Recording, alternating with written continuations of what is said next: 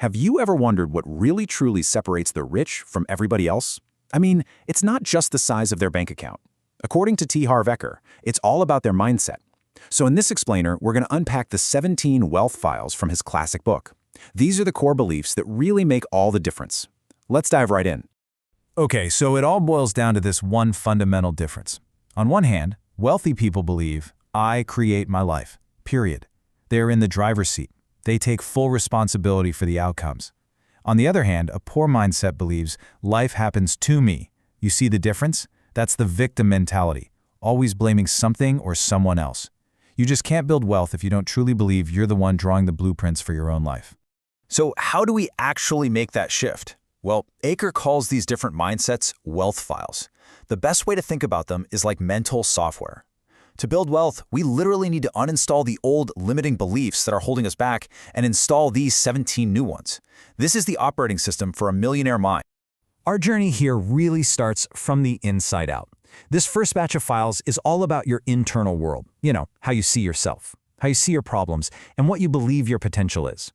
It all kicks off with taking total, radical responsibility. This right here is such a powerful way to look at challenges. See, wealthy people focus on becoming bigger than their problems. They work on themselves, they grow, and that makes any obstacle seem way more manageable. A poor mindset does the exact opposite. They feel smaller than their challenges, and they just get completely overwhelmed. So remember this, the size of the problem isn't what matters. It's the size of you. Let's be clear. Everyone feels fear, even billionaires.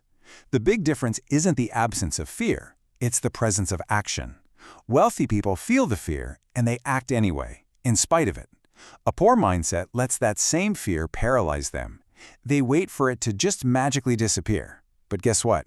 It never does, and so those necessary risks are just never taken. This one is so crucial. It's all about your attitude toward knowledge. The wealthy are absolutely committed to lifelong learning and growth. They're always open, always reading, always learning, especially about money and personal development. But a poor mindset often falls into the trap of thinking, I already know that. And let me tell you, that phrase is the fastest way to stop growing altogether. All right, so with that internal foundation set, let's move on to our second section, the outer world. This is where your new mindset meets real-world action. It's all about how you actually show up and engage with opportunities out there. And that brings us to the idea of scale. Wealthy people, they think big.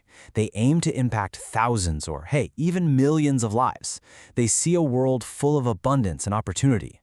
Thinking small, on the other hand, is usually rooted in fear and a feeling of I'm not enough. And that leads to small actions and, you guessed it, small results. Eker just puts it so perfectly with this quote. Your income is directly tied to two things, the value you provide and the number of people you provide it to. Simple as that. You want to earn more? You've got to find a way to serve more people. It's a fundamental law of the marketplace. Now this big thinking translates into 4 key actions. First, the wealthy play the money game to win. They're on offense. They're not just playing defense trying not to lose. Second, they are fully committed to being rich. It's not some casual wish, it's a decision. Third, they train their brains to focus on opportunities, while a poor mindset gets completely bogged down by the obstacles. And finally, they are not afraid to promote themselves and their value because they genuinely believe in what they have to offer. This might be one of the most critical files to install. Seriously, you cannot become what you resent. It's impossible. A poor mindset often harbors jealousy and resentment towards successful people. The wealthy do the opposite. They admire them, they learn from them. They look at successful people as role models, as proof that their own goals are totally achievable. And that leads to a really powerful, practical action step. If you admire successful people, you need to surround yourself with them. We all absorb the habits, the mindset, the energy of the people we spend the most time with. So make a conscious choice to be around positive, successful people, whether that's in real life or even just by reading their books and consuming their content. Okay, finally, let's get into our third and final area, your direct relationship with money itself. This is where the mindset meets the mechanics, the real nuts and bolts of creating and managing wealth. So what financial number do you track? A poor mindset tends to focus only on working income, their paycheck, but the wealthy focus on their total net worth. That's all your assets, your cash, investments, property, minus all your debts.